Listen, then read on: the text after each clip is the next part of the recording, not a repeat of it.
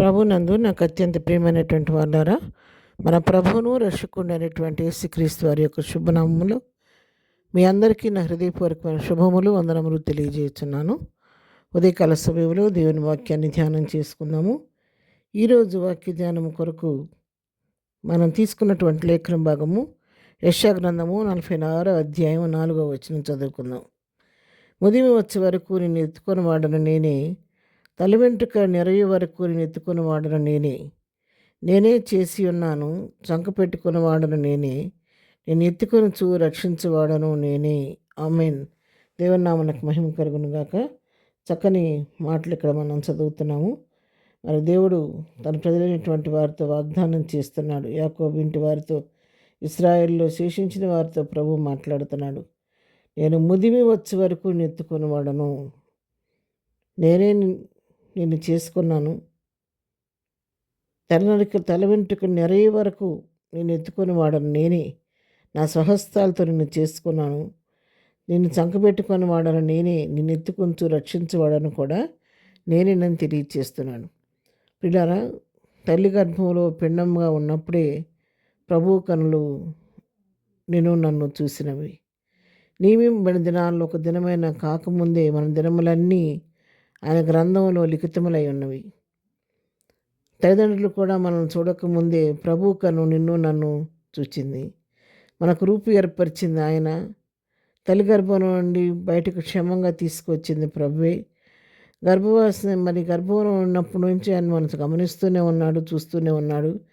మరి 3వ వచనం కూడా చదివితే, గర్భమున పుట్టినది మొదలుకొని నా చేత భరింపబడిన వారులారా అంటాడు. తల్లి ఒడిలో కూర్చున్నది మొదలుకొని నేను చంక పెట్టుకుని వాళ్ళారా నా మాట ఆలకించుడని తెలియచేస్తున్నాను. గర్భంలో పిండంగా ఏర్పడిన దగ్గర నుంచి ఆయన మనం గమనిస్తూ కంటికి రెప్పలాగా మనల్ని కాపాడుతూ ఉన్నాడు, మనం భరిస్తూ ఉన్నాడు. తల్లి ఒడిలో కూర్చున్నప్పటి నుండి కూడా ప్రభువే మనం చంక పెట్టుకొని ఆడిస్తూ పాడిస్తూ నడిపిస్తున్నటువంటి దేవుడు మన దేవుడు.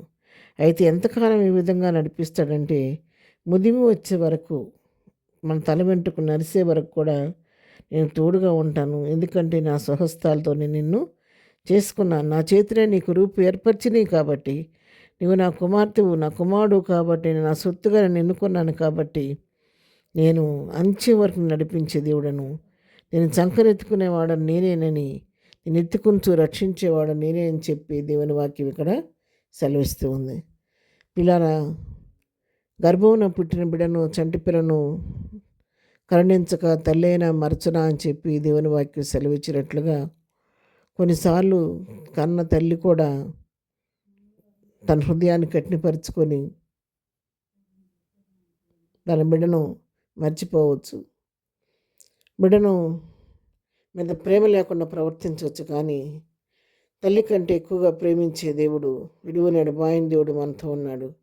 ఆయన నిత్యము కంటికి రెప్పలాగా మనల్ని కాపాడే దేవుడు. ఇటీవల మీరు అందరూ వినే ఉంటారు, ఒక తండ్రి తన స్వహస్తాలతో తనకున్న కుమార్తెను చంపివేశాడు. చూసారా, గర్భమున పుట్టిన బిడ్డను సొంత తండ్రి తన చేతి ద్వారా తన బిడ్డను చంపేసే విధంగా ఒక క్రూరుడిగా ప్రవర్తించాడు. తల్లి ప్రేమ కఠినమవచ్చు, తండ్రి ప్రేమ కఠినమవచ్చు, కానీ ఎన్నడూ మారని ప్రేమ, మార్పు లేని ప్రేమ యేసయ్య ప్రేమ. తల్లిదండ్రుల కంటే శ్రేష్టమైనటువంటి ప్రేమ యేసు ప్రేమ. ఆయన హస్తంలో ఉన్న వారిని ఎన్నడూ విడిచిపెట్టే దేవుడు కాదు. మరణం వరకు, అంత్యం వరకు, ముదిమి వచ్చే వరకు ఆయన మనం నడిపించే దేవుడు, చంకనెత్తుకొని పోషించే దేవుడు. అలాంటి దేవుణ్ణి మనం నిజంగా ఆరాధిస్తున్నందుకు మనం ఎంతగానో ధన్యులమై ఉన్నాం. అటు దేవుని కృపను బట్టి నిత్యము ప్రభును స్తుతిస్తూ కృతజ్ఞతాపూర్వకంగా ముందుకు సాగిపోదాం. ప్రార్థన. ప్రేమ కలిగిన తండ్రి, పరిశుద్ధుడా, నీ పాదములకు వందనాలు. ఉదయకాల సమయంలో మాకు ఇచ్చినటువంటి శ్రేష్టమైన వాక్య భాగాలను బట్టి నీకు వందనాలు. అవును ప్రభువా, ఉదయం వచ్చే వరకు మీరు ఎత్తుకునే దేవుడవు, తల వెంట నెరయ వరకు మమ్మల్ని నడిపించే దేవుడవు, చంకనెత్తుకొని నడిపించే దేవుడు అందుకు నీకు వందనాలు. ఇంతవరకు మా జీవితాలు ఆ విధంగా నడిపించారు. ఇక ముందు కూడా మీరు చూపుతున్న ప్రేమను, నడిపించే విధానాన్ని బట్టి మీకు వందనాలు చెల్లించుకుంటున్నాం. ఉదయకాలం ఆదరణ లేకుండా బిడ్డలతో ఎవరు మాట్లాడండి. లోకంలో ఎవరు విడిచినా నేను నీకు తోడుగా ఉన్నానని చెప్పి, నడిపించి దేవుడిని అని చెప్పి, వెనుతట్టి ధైర్యం చెప్పి వారిని ప్రోత్సహించండి. ఈ దినం మేము చేయి పనిపాట్లో రాకపోకల్లో తోడుగుండండి. దినం బర్త్డే మ్యారేజ్ చేసుకున్న బిడ్డలను దీవించండి, ఆశీర్వదించండి. ప్రతి వారి అవసరకర మీ నామలో తీర్చమని గంతమ్యం ప్రభావాన్ని ఆరోపిస్తూ ఏసునామలో ప్రార్థించడి పొందుకొని ఉన్నాము తండ్రి. ఆమెన్. ప్రభు కృప సదాకాలం మనందరికీ తోడై నడిపించునుగాక. ఆమెన్.